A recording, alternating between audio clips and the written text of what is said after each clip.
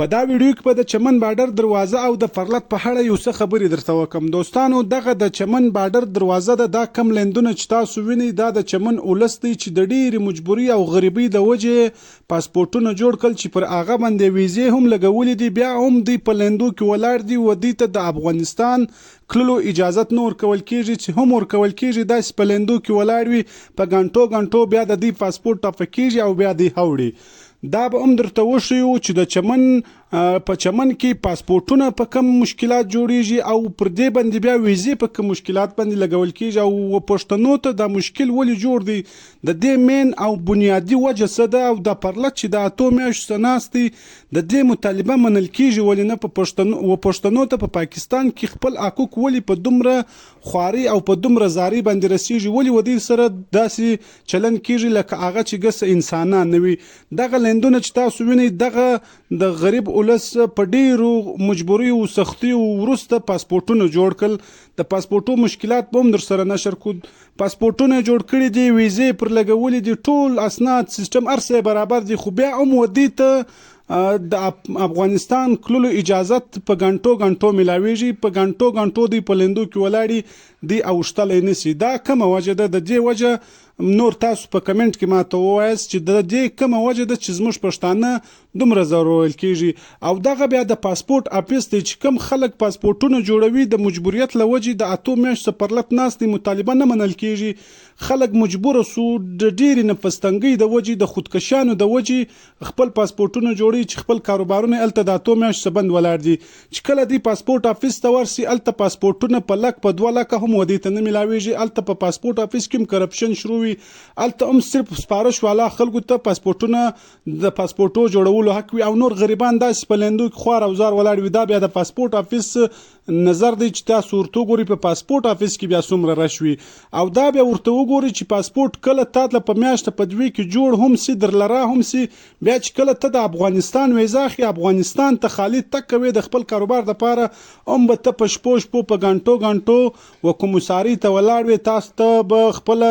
ویزا نه درکول کېږي، چې هم درکول کېږي یا به په ډیرو غټو روپو وي او بیا به داسې په تکلیف او په خوارۍ باندې وي. بله خبره زه سوال کوم د مشر محمود خان اچکزي سه، د پرلت کمیټې سه، د پرلت د ذمهواره کسانو سه چې زموږ د چمن پرلت هغه کومه وجه ده چې په دا 8 میاشتو کې زموږ د چمن پرلت رنګ نه راوړي. او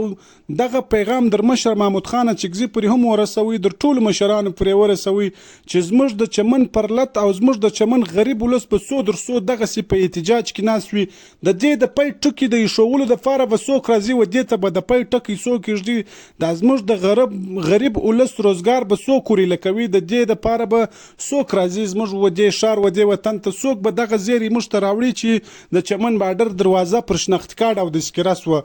د 8 میاشتو څخه زموږ د غریب ولس دغه امیدونه در اوسه پورې په زړو کې دي چې نن به دروازه پر پاسپورټ او تذکره سي، سبا به پر پاسپورټ او تذکره سوي. زموږ د غریب ولس د زړو سره ولې کیل کېږي و دې ته ولې انصاف نه ملاویږي؟ د پی ټکی به څوک و دې ته ایږدي؟ زما خپله زیاتي دا رایه ده چې زموږ د چمن پرلت کمیټې مشر محمود خان ټول پښتانه د دې دپاره یو جرګه وکړي، یو د پی ټکی ورته کښېږدي، یا د زموږ دغه پښتانه زموږ د چمن غریبان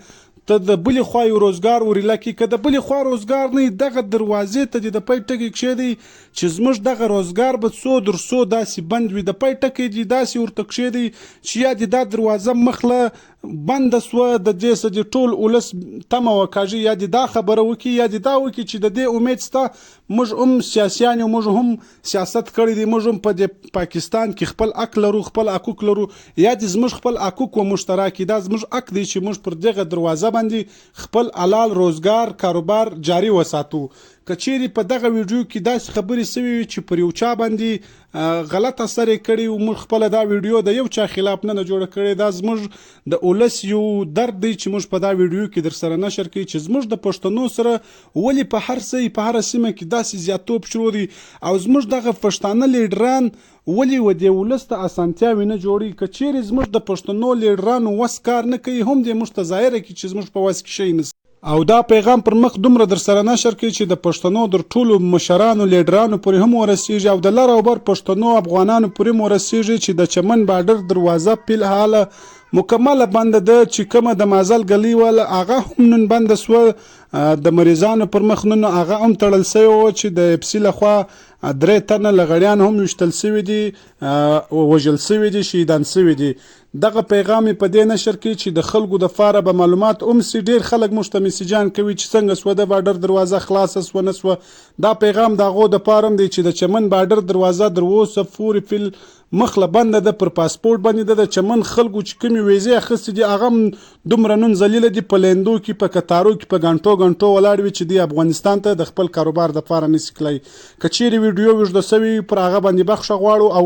که مزید نور معلومات تاسو غواړئ موږ ته په کمنټ کې لیکئ، موږ به تاسو ته مزید نور معلومات هم درکو، او د معلوماتو دپاره زموږ سنګري نیوز هم در سره فالو کړئ چې زموږ ټول نوي معلومات ستاسو سره شریکیږي.